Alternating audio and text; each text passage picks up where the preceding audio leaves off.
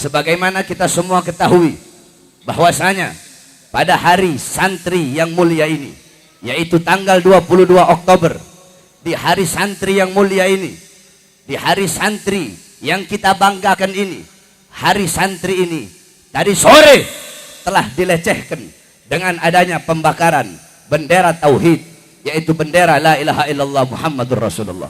Hadirin sekalian yang dimuliakan oleh Allah, Al-Imam Ibn Manzur di dalam kitabnya Lisanul Arab, Al-Imam Al-Fayrus Al-Abbad di dalam kitabnya Qamus Al-Muhid, kemudian Al-Imam Ibnu Athir di dalam kitab beliau An-Nihayah, kemudian Al-Imam An-Nawawi di dalam Syarah Muslim, kemudian Al-Imam Ibnu Hajar Al-Asqalani di dalam kitab Fathul Bari dijelaskan bahwasanya Ar-Rayah, Al-Liwa atau Al-Alam, tiga ini artinya sama, yakni panji atau bendera yang biasanya diikat di ujung tombak. Cuma bedanya Ar-Rayah dengan Al-Liwa, kalau Al-Liwa itu lebih besar daripada Ar-Rayah. Al-Liwa itu biasanya dipegang oleh panglima atau pemimpin pasukan perang. Kalau Ar-Rayah itu dipegang oleh komandan-komandan, setiap komandan-komandan regu perang. Nah, saudara-saudara, di dalam hadis gal Al-Imam Ibn Abbas, yakni Abdullah Ibn Abbas, gal kanat rayatul Rasulillah sallallahu alaihi wasallam sauda wa liwa'uhu abyad. Akhrajahu Al-Imam Tirmidzi wa Ahmad wa Ibnu Majah wa Abu Ya'la wa Abu Naim. Tidak apa, Al-Imam Abdullah Ibn Abbas radhiyallahu anhu, beliau berkata, ada panji Nabi Muhammad itu berwarna hitam dan liwaknya berwarna putih. Ini hadis dikeluarkan oleh Al-Imam Ahmad, Al-Imam Ibnu Majah, Al-Imam Tirmidzi, Al-Imam Abu Ya'la, Al-Imam Baihaqi, dan Al-Imam Abu Naim. Di dalam hadis yang lain, saudara-saudara, An Jabir ibn Abdullah gal kana liwa'ur Rasulillah sallallahu alaihi wasallam abyad wa rayatuhu sauda. Ada liwaknya Nabi itu berwarna putih dan rayahnya Nabi berwarna hitam. Akhrajahu At-Tirmidzi wa Ibnu Majah wa Nasa'i wal Khatib. Ini hadis dikeluarkan oleh Al-Imam Tirmidzi, Al-Imam Ibnu Majah, Al-Imam An-Nasa'i, Al-Imam Khatib. Nah, saudara-saudara, adapun di dalam kitab Fathul Bari, Al-Imam Ibnu Hajar Al-Asqalani, di situ beliau mengatakan kana maktuban ala rayatihi la ilaha illallah. Di dalam kitab Fathul Bari dijelaskan oleh Al-Imam Ibnu Hajar Al-Asqalani, ada di dalam rayah Nabi, panji Nabi itu bertuliskan kalimat la ilaha illallah. Jadi liwa itu bendera berwarna putih yang besar ukurannya. Kalau rayah itu bendera berwarna hitam kecil. Ada yang mengatakan apa? Ada tulisan la ilaha illallah, ada juga yang mengatakan tidak ada tulisan la ilaha illallah. Bahkan ada juga yang mengatakan bukan berwarna hitam, sebagaimana Imam Abu Daud yakni fi sunanihi qal kanat safra. Beliau mengatakan ada apa rayahnya Nabi itu berwarna kuning.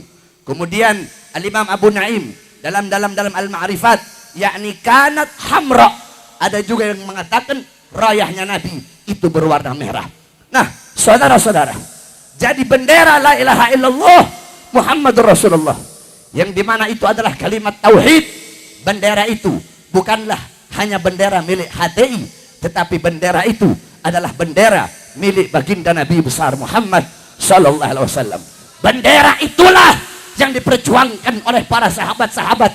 Bendera itulah yang dimana ketika Nabi Muhammad mengutus Sayyidina Ja'far ibn Abi Thalib ketika perang Mu'tah, Nabi Muhammad berkata, ya Ja'far, engkau pegang ini bendera, jangan sampai ini bendera jatuh di atas tanah.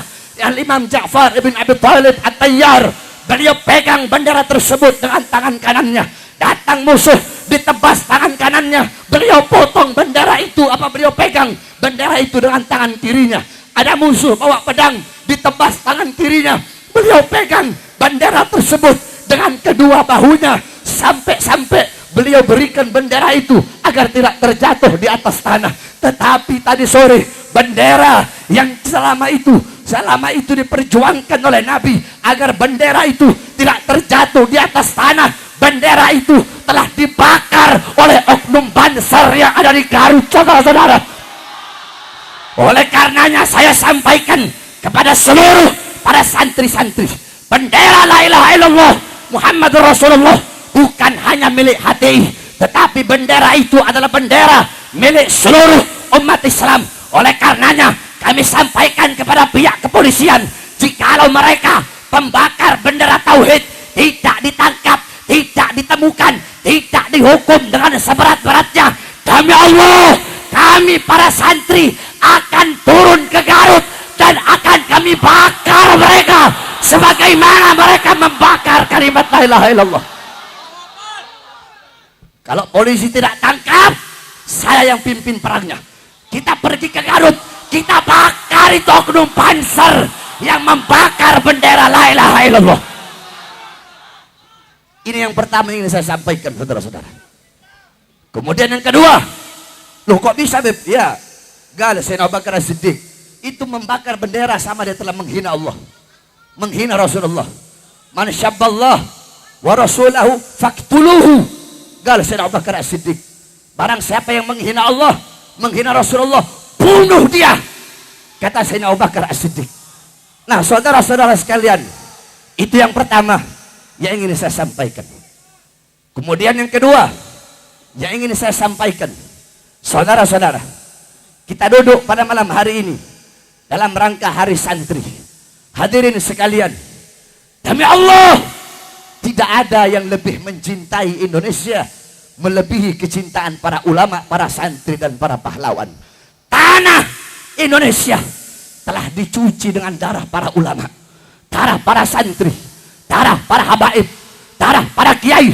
Waktu itu belum ada tentara, belum ada polisi, belum ada negara, belum ada Pancasila, belum ada merah putih. Yang ada pondok-pondok pesantren, masjid-masjid, musola-musola, pondok-pondok pesantren, para habaib, para kiai, para ulama, para santri. Mereka berjuang melawan para penjajah. Santri-santri zaman dulu, malam mereka megang pulpen, malam mereka murojaah, mereka mutalaah, mereka hifdzul mutun, mereka qiraatul Quran, mereka munajat. Itu malam. Tetapi di siang mereka tidak megang pulpen, malam megang pulpen, megang kitab, murojaah, mutalaah. Siang mereka memegang bambu runcing, memegang pedang, berhadapan dengan penjajah untuk memerdekakan bangsa dan rakyat Indonesia.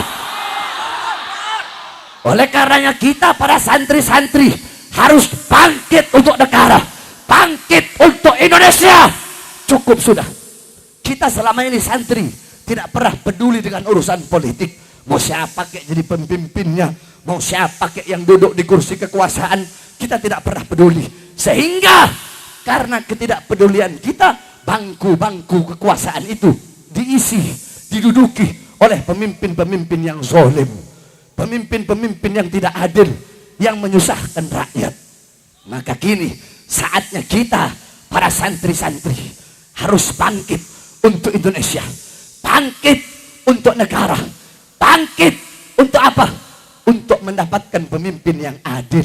Sebab apabila para santri-santri telah bersatu, para santri-santri telah menyuarakan kebenaran, pada santri-santri di dalam hatinya terdapat ghirrah, terdapat himmah, terdapat kecintaan kepada bangsa dan negara, maka pasti santri itu tidak akan membiarkan Indonesia rusak, tidak akan membiarkan Indonesia dipegang oleh para pemimpin-pemimpin yang zalim. Karenanya kita santri harus bangkit. Untuk apa? Untuk bangsa. Sebab kenapa? Gal Al-Imam Ghazali, innama fasadat ar-ra'iyah bifasadil muluk, wa fasadul muluk bifasadil ulama. Rusaknya rakyat, rusaknya masyarakat, rusaknya negara, itu dikarenakan rusaknya para pemimpin dan penguasa. Sedangkan pemimpin dan penguasa itu diangkat oleh rakyat. Pemimpin dan penguasa mereka jadi dari suara rakyat. Oleh karenanya saya sampaikan, suara-suara kalian yang akan menentukan, suara-suara kalian yang akan menentukan besok ke depan apakah Indonesia akan menjadi Indonesia yang baik atau Indonesia yang buruk. Suara-suara kalian yang akan menentukan apakah besok ke depan Indonesia akan mendapatkan pemimpin yang adil atau pemimpin yang zalim. Suara-suara kalian yang akan menentukan apakah besok ke depan Indonesia akan menjadi negara yang bagus atau negara yang rusak. Dan apabila kalian salah menitipkan suara kalian kepada pemimpin yang tidak amanat, yang khianat, yang zalim, maka suara kalian akan dimintai pertanggungjawaban oleh Allah Subhanahu wa taala. Oleh karenanya saya sampaikan pada hari santri yang mulia ini, sebab saya santri, Habib Hanif santri, kita semua yang ada di sini santri. Tidak ada namanya mantan santri. Saya dulu mondok di Al Khairat 9 tahun. Setelah di Al Khairat saya mondok di Darul Ghawa Dakwah 4 tahun. Setelah Darul Ghawa Dakwah saya mondok di Tajul Muslimin 4 tahun. Jadi kita santri, semuanya kita di sini santri. Wang ngelotok jadi santri, tidak ada mantan santri. Kita sekali santri tetap akan menjadi santri sampai hari kiamat, saudara-saudara. Oleh karenanya saya sampaikan kepada seluruh teman-teman santri seperjuangan, kalau kita ingin besok Indonesia menjadi negara yang baik, negara yang maju, negara yang makmur, negara yang sejahtera, sejahtera bangsanya, sejahtera rakyatnya, sejahtera ekonominya, menjadi bangsa yang berdiri dengan sendirinya, menjadi negara yang kuat, menjadi negara yang tidak menyerahkan sejengkal tanahnya pun kepada negara-negara asing, menjadi negara yang tidak tunduk kepada Amerika, tidak patuh kepada Cina, menjadi negara yang merdeka dari sambilan naga, menjadi negara yang mendapatkan pemimpin yang adil, pemimpin yang baik, pemimpin yang sebagaimana tadi telah dia sampaikan janji-janjinya. Kalau kalian ingin Indonesia menjadi negara yang dimana melindungi seluruh agama, Islamnya, Kristennya, Katoliknya, Budanya, Hindunya, menjadi negara yang melindungi seluruh suku yang ada di Indonesia, menjadi negara yang hukumnya tajam di atas, tajam di bawah, menjadi negara yang hukumnya rata, adil kepada seluruh agama yang ada. Hukum tidak boleh tajam kepada yang muslim, tumpul kepada yang non muslim. Sebaliknya, tidak boleh tajam kepada yang non muslim dan tumpul kepada yang muslim. Hukum harus tajam di atas, tajam di bawah. Itulah yang diajarkan oleh baginda Nabi besar Muhammad sallallahu alaihi wasallam. Lihat bagaimana indahnya akhlak Nabi, akhlak para sahabat, sebagaimana diceritakan dalam kitab tarikh Al-Imam Ibnu Jarir At-Tabari di zaman Khalifah Umar bin Khattab radhiyallahu an. Ketika beliau menjabat sebagai khalifah, ketika itu Amr bin Yasir menjadi gubernur di daerah Mesir kalau tidak salah. Ketika beliau menjadi gubernur, beliau mau bangun masjid, mau bikin masjid. Ada rumah orang Yahudi, saudara-saudara. Ketika itu Amr bin Amr bin As, bukan Amr bin Yasir, Amr bin As. Amr bin As ketika itu mau beli tanah. Ini orang mau dibeli rumahnya. Yahudi, saya mau beli kamu punya rumah untuk bangun masjid. Kata Yahudi, wahai gubernur, ini harta satu-satunya peninggalan saya punya orang tua. Maka tidak bakal saya kasih berapapun kamu mau bayar. Marah Amr bin As. Apa kata dia? Hancurkan rumah ini orang, kemudian bangun masjid. Maka Yahudi pergi ke Madinah menghadap kepada Khalifah Umar bin Khattab. Beliau bilang, wahai Khalifah, saya adalah orang Yahudi, saya rakyatmu wahai Khalifah, maka saya minta keadilan.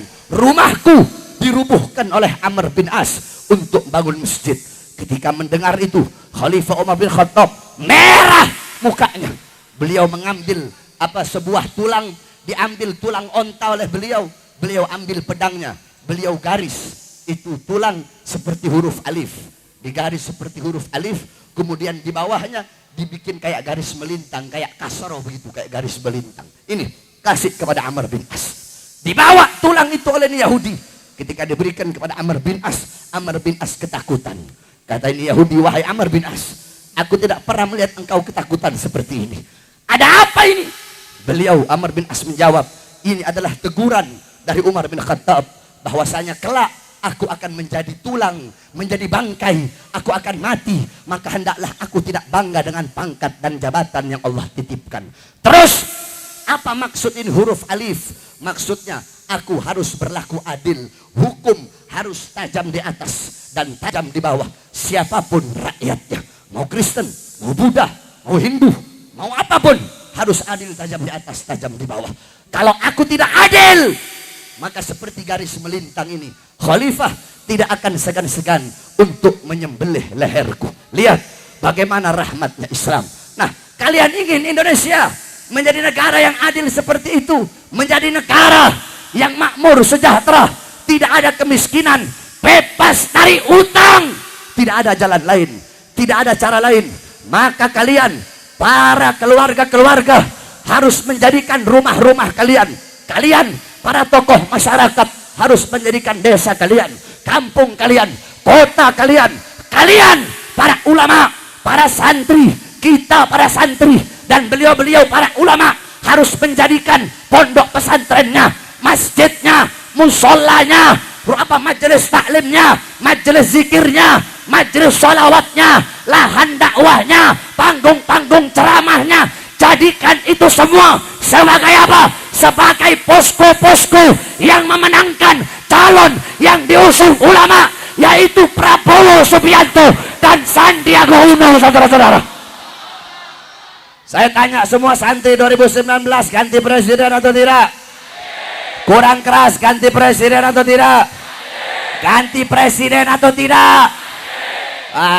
Ini santri suaranya lembek kayak cacing begini. Bukan santri ini namanya. Saya teringat wasiat Kiai Misbah. Di daerah Tuban sana ada namanya Kiai Misbah Mustafa. Beliau itu yang bikin kitab tafsir Tajul Muslimin. Beliau juga sering membaca kitab Mafakhirul Aliyah, kitab Syekh Abil Hasan Asyadili, dan sering mengijazahkan Hizbul Bahar, Hizbun Nasr. Beliau dulu pengurus NU. Beliau sesepuhnya NU ketika itu. Tetapi ketika itu, karena NU ketika tahun 91 kalau tidak salah, atau 92, ketika itu NU mau bikin BPR NU kalau nggak salah, BPR, Bank Perkreditan Rakyat. Nah, beliau keluar dari NU. Beliau keluar dari NU ketika itu. Karena NU ngotot mau bikin BPR. Sebab beliau bilang ini riba. Oh enggak. Ini kata kiai-kiai yang lain. Ini kan untuk maslahat. Ini untuk maslahat umat. Kata beliau tetap hukumnya haram. Walaupun untuk maslahat. Karena sesuatu yang haram tetaplah haram. Walaupun itu untuk maslahat. Nah akhirnya beliau keluar. Tapi tetap manhajnya Ahlus Sunnah wal Jamaah. Cuma keluar dari kepengurusannya saja. Nah, saya teringat wasiat beliau. Apa wasiat beliau? Beliau bilang zaman sekarang ini mau cari santri yang jago baca kitab banyak. Keleleran bahasa Jawanya. Keleleran itu di mana-mana ada. Setiap santri itu kamu hafal Alfiyah, hafal. Hatam Syarah bin Agiliyah, hatam. Banyak. Mau cari santri yang jago baca kitab Gundul. Mau cari santri yang jago baca kitab Kuning. Banyak. Kata beliau, yang susah itu cari santri yang nekat. Yang susah cari santri yang berani menyampaikan yang hak itu hak dan yang batil itu batil. Oleh karenanya kita para santri-santri harus menjadi santri yang berada di barisan paling depan untuk menyampaikan kebenaran. Makanya saya mau dengar suara santri yang hadir pada malam hari ini. 2019 ganti presiden atau tidak? Kurang keras, ganti presiden atau tidak? Ganti presiden atau tidak? Ganti presiden atau tidak? Beb, kenapa ganti presiden? Ya, presiden pendusta, presiden pembohong, presiden pengkhianat, presiden kacung partai, presiden yang menyusahkan rakyat, presiden yang banyak umbar janji palsu, presiden yang hidup senang, hidup kenyang di saat rakyat susah, di saat rakyat kelaparan. Harus diganti dengan presiden yang lebih baik, saudara-saudara. Allahu Akbar, Allahu Akbar, Allahu Akbar.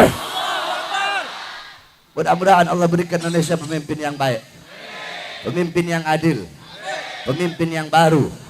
Amin ya rabbal alamin. Terakhir, saya ingin cerita kejadian kemarin. Saya sama Habib Hanif waktu di Manado. Mau dengarkan ceritanya?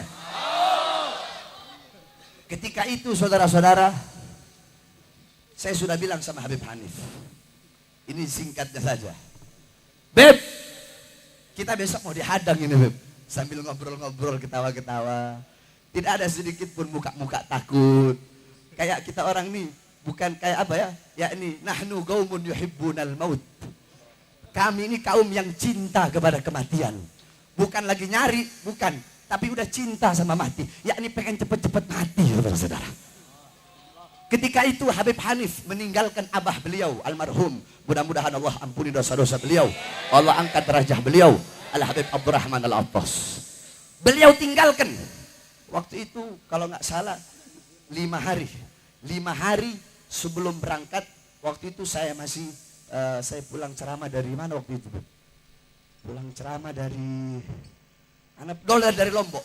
Pulang ceramah dari Lombok, langsung saya ke rumah sakit. Saya jenguk Ami Abdurrahman ketika itu. Apa kata Ami Abdurrahman?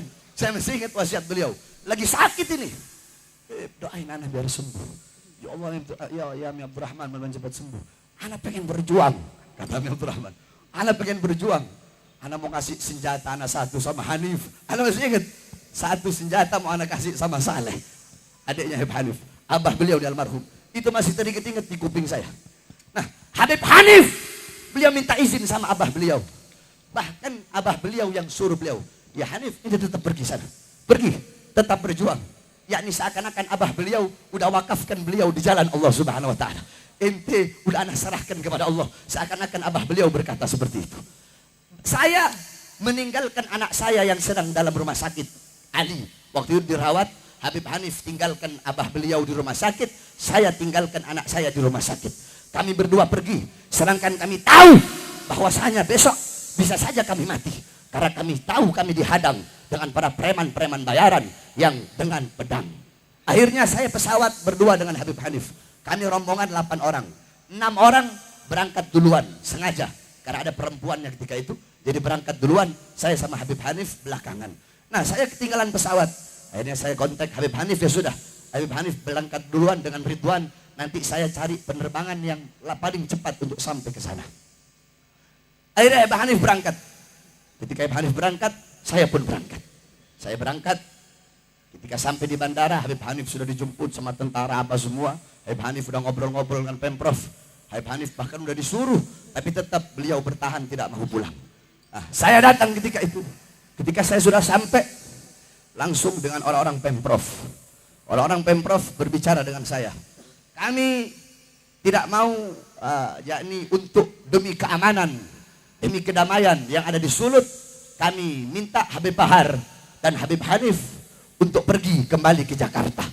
Karena di bawah masyarakat adat sudah menolak kedatangan Habib Bahar dan Habib Hanif. Akhirnya saya bilang, coba panggil, pakai bahasa Manado. Coba mau dipanggil pada orang. Kita mau dapetin orang. Saya bilang, coba kamu panggil mereka itu, ketua-ketuanya yang hadang saya, yang katanya mau bakar saya, mau bunuh saya. Coba panggil, saya mau ketemu. Datang mereka di bawah, bunuh si Bahar, bakar si Bahar. Begitu naik ketemu saya, tanya Habib Hanif. Masuk pintu, malam.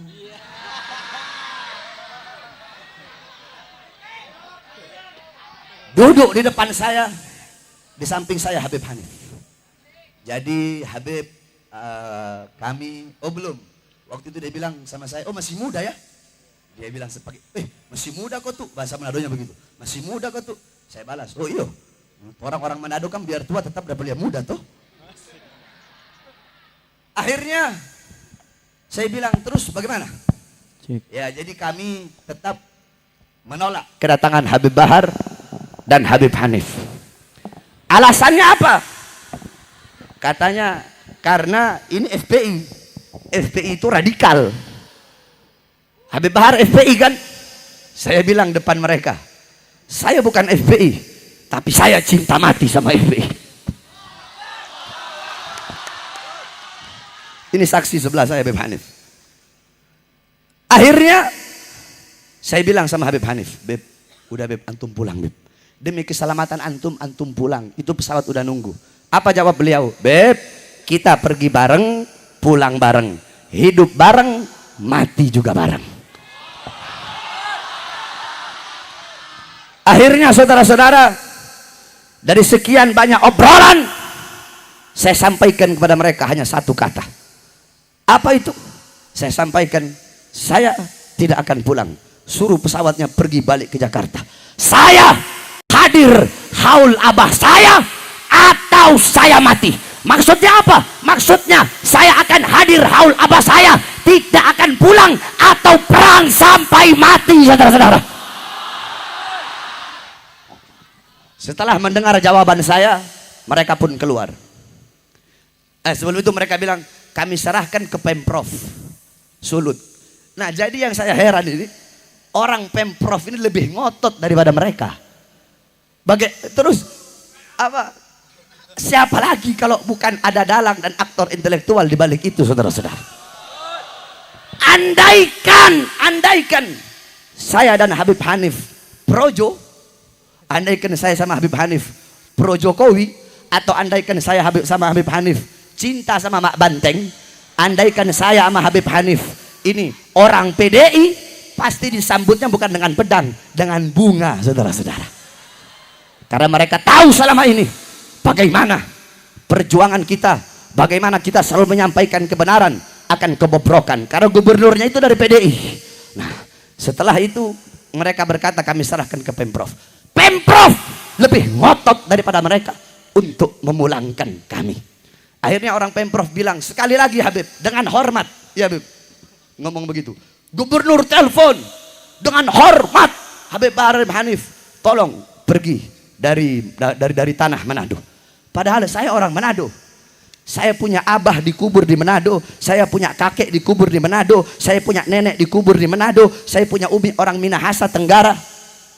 Akhirnya saudara-saudara, ketika mereka bilang begitu, karena makin hari nanti makin banyak ini masyarakat ormas-ormas Kristen, makin hari nanti makin banyak. Apa jawaban saya? Tetap saya tidak akan pulang. Kalau makin malam mereka makin banyak, perlu kamu tahu bahwasanya dari kota Mobagu, dari Nuangan, dari Maluku, dari Ternate, dari Tumbak, dari Bajo, suku Bugis, suku Bajo, suku Bugis Kajang, suku Makassar, suku Mandar, suku-suku Muslim di Sulawesi, semua umat Islam Sulawesi Utara, andaikan kami pulang, demi Allah mereka akan datang kemari dan akan terjadi pertumpahan darah di tanah Manado.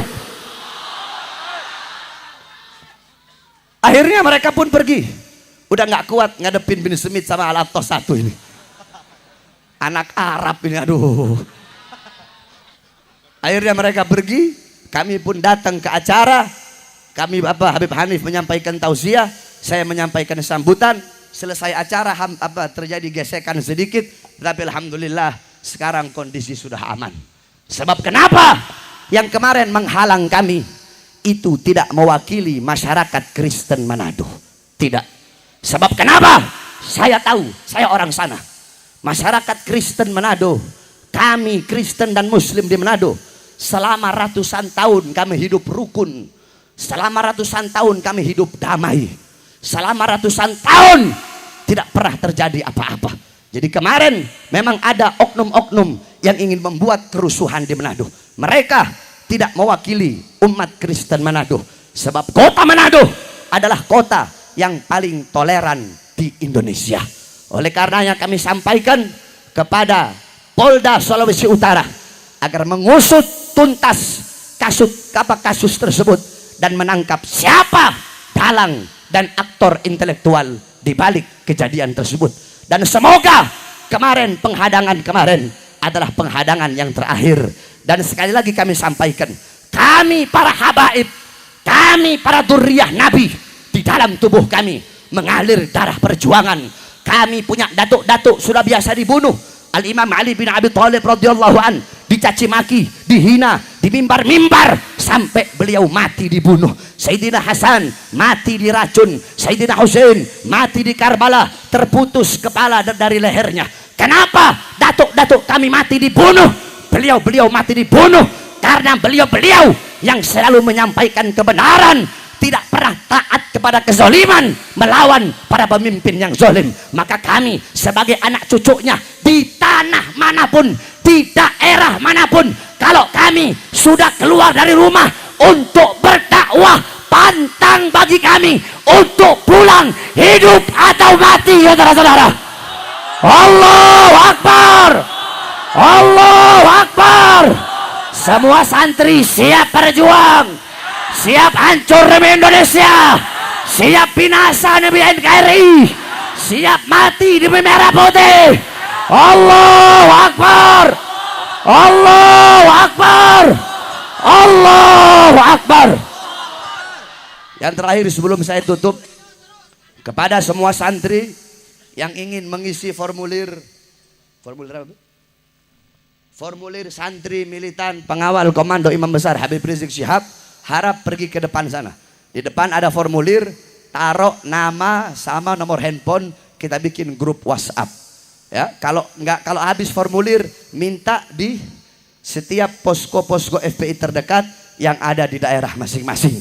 Kita para santri cukup selama ini tidak peduli dengan urusan politik. Sekarang kita santri harus bangkit. Bangkit untuk apa? Bangkit untuk meraih kemenangan. Kenapa? Karena kemenangan, kejayaan hanya bisa didapatkan dengan dua tetesan, saudara-saudara. Apa itu? Yang pertama, tetesan air mata. Sebagaimana telah dijelaskan oleh guru saya, Al-Habib Quraish, bahwasanya dengan air mata munajat minta kepada Allah, itu tetesan yang pertama. Kedua, kemenangan diraih, kemenangan didapatkan selain dengan tetesan air mata. Dengan apa? Dengan tetesan darah, berjuang mati syahid di jalan Allah Subhanahu wa taala. Allahu Akbar. Allahu Akbar. Allahu Akbar. Wal afu minkum. Wassalamualaikum warahmatullahi wabarakatuh.